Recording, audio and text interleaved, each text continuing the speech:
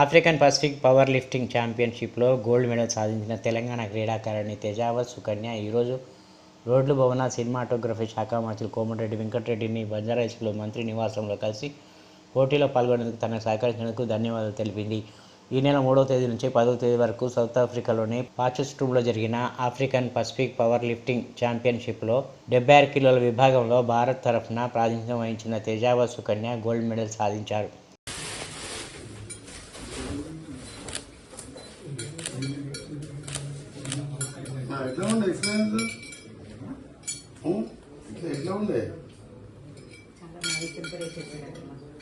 Competition బాగుందా?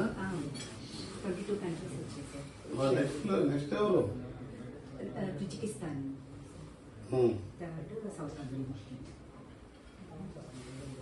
మళ్ళీ next ఎప్పుడు ఉంది?